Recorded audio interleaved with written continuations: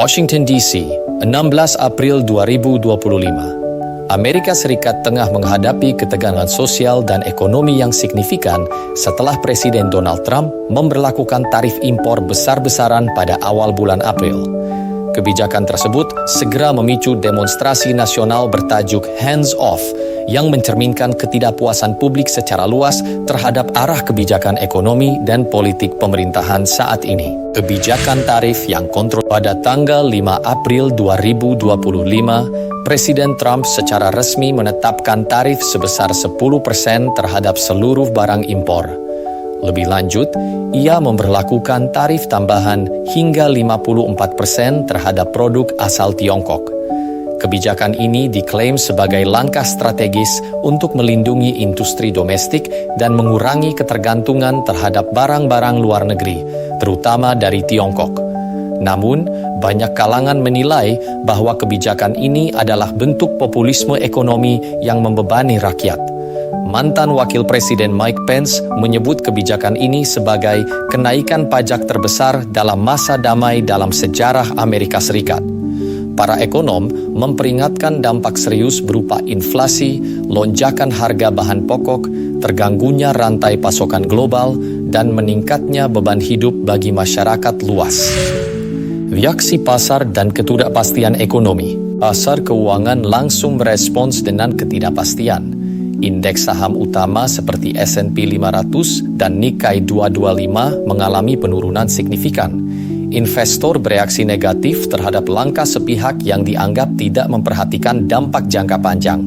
Organisasi bisnis besar seperti National Retail Federation dan National Association of Manufacturers menyuarakan kekhawatiran atas dampak tarif terhadap harga konsumen dan kelangsungan operasi bisnis. Pemerintah bahkan menghadapi sejumlah gugatan hukum yang mempertanyakan legalitas serta rasionalitas dari kebijakan ini. Gelombang protes Hands Off. Sebagai respons terhadap kebijakan tarif dan berbagai kebijakan kontroversial lain yang dianggap regresif, masyarakat Amerika Serikat turun ke jalan dalam gelombang protes nasional bertajuk Hands Off. Aksi ini diluncurkan pada tanggal 5 April 2025 dan menjadi salah satu demonstrasi satu hari terbesar dalam sejarah Amerika Serikat. Lebih dari 1.400 lokasi di seluruh 50 negara bagian menjadi titik kumpul unjuk rasa. Aksi ini didukung oleh lebih dari 150 organisasi, termasuk serikat pekerja, kelompok hak sipil, komunitas lingkungan, dan mahasiswa. Mereka menuntut pembatalan kebijakan yang dianggap merugikan masyarakat menengah ke bawah, serta melemahkan prinsip-prinsip demokrasi dan keadilan sosial. Sebagai respons terhadap kebijakan tarif dan berbagai kebijakan kontroversial lain yang dianggap regresif, masyarakat Amerika Serikat ketegangan internasional dan reaksi global.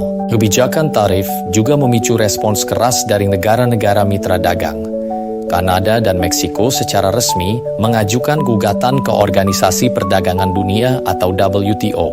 Sementara itu, Tiongkok membalas dengan mengenakan tarif balasan dan pembatasan ekspor barang-barang vital ke Amerika Serikat.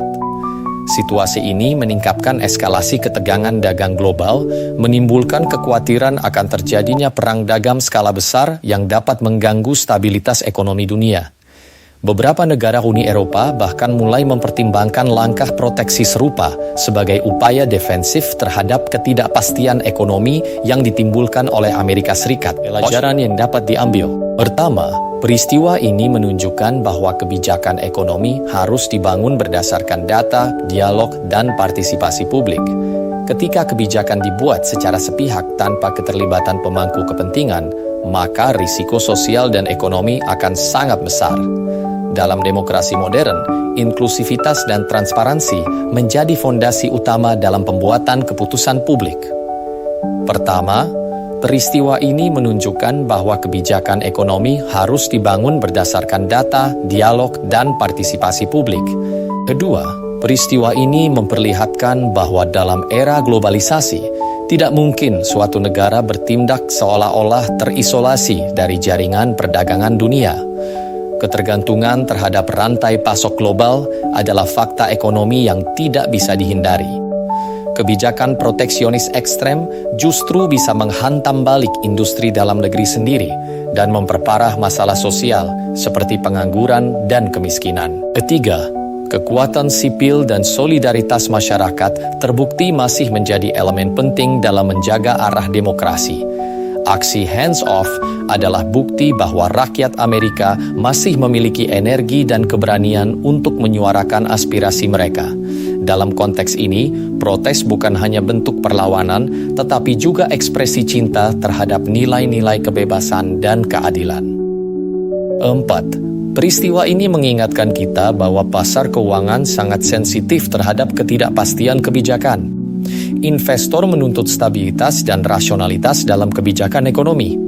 Ketika pemerintah bersikap inkonsisten atau impulsif, maka dampaknya akan langsung terlihat pada kepercayaan pasar dan arus modal. 5. Kebijakan yang menciptakan polarisasi justru memperbesar jurang sosial dan memperlemah kohesi nasional. Politik identitas dan retorika agresif hanya akan memperkuat konflik horizontal dan mempercepat disintegrasi sosial.